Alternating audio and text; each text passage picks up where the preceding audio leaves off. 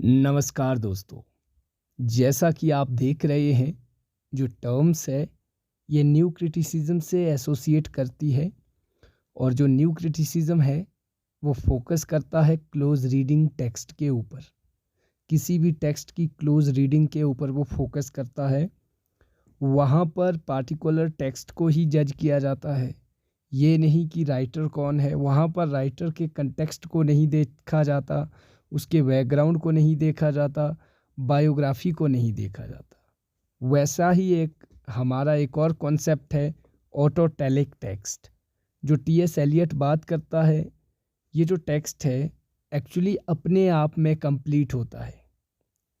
This refers to a literary work that is self-contained and complete in itself. The meaning of the text is derived solely from its internal elements like plot, characters, language, and imagery. An autotelic text doesn't rely on external factors like the author, biography, historical context, or literary genre to be understood. यहाँ पर जो text को समझा जाता है वो language के through समझा जाता है, प्लॉट के थ्रू समझा जाता है, वहाँ पर जो आपकी इमेजरी होती है उसके थ्रू समझा जाता है, फिगर ऑफ स्पीच के द्वारा समझा जाता है। ना कि राइटर्स जिसने लिखा है ऑथर्स के बारे में बायोग्राफी पढ़ के उसके हिस्टोरिकल कंटेक्स्ट में जाके। ये होता है हमारा ऑटोटेलिक टेक्स्ट, जो अपने आप में सेल्फ कंटेन्ड होता है, जो अपने बारे में खुद बताता है। जब एक रीडर उसको पढ़ता है, जो उसका मीनिंग निकालता है, वही उसका जो है इंटरप्रिटेशंस होती है। ये होता है ऑटोटेलिक टेक्स्ट। अब बात करते हैं इम्पर्सनैलिटी की। जी हाँ, ये जो कॉन्सेप्ट है इम्पर्सनैलिटी का, ये भी टी एस एलियट ने डेवलप किया है। ये भी की फिगर जो मूवमेंट का जो मेन की फिगर रहा है T S Eliot. It suggests that author's personality or biography shouldn't be major focus when interpreting a text. Impersonal नहीं होना है।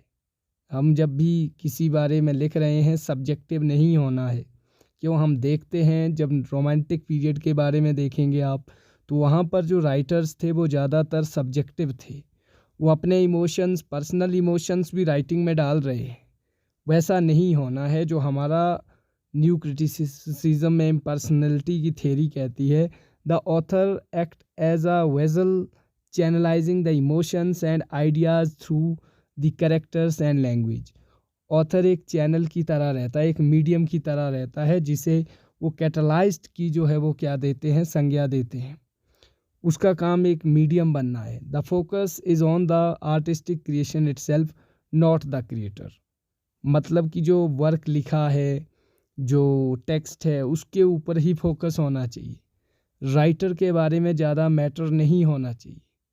ये भी एक बहुत बड़ा फीचर है न्यू क्रिटिसिज्म का, कि जब भी कोई राइटर लिख रहा है वो एक मीडियम है, ना कि उसको पर्सनलाइज करना है। राइटर को बिल्कुल भी पर्सनलाइज नहीं रहना है। Poetry should not be turning loose of emotion but an escape from emotions. This is the concept given by T.S. Eliot. Hopefully this would be very effective for you. My dear friends, इसके बाद जो term है that is objective correlative. हम जानते हैं जो objective correlative है, this term also given by T.S. Eliot, who popularized this term, but we will discuss that what is objective correlative. जी हाँ, ऑब्जेक्टिव कोरिलेटिव जो ऑब्जेक्ट है उसके साथ कोरिलेशन क्या रहता है।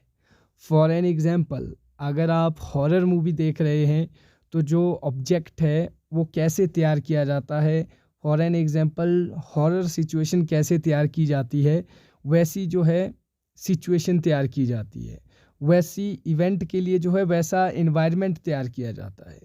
फॉर एन एग्जांपल डेफिनेशन के साथ समझिए, refers to a set of objects, situation or image within a text that evoke a specific emotions or experience in the reader.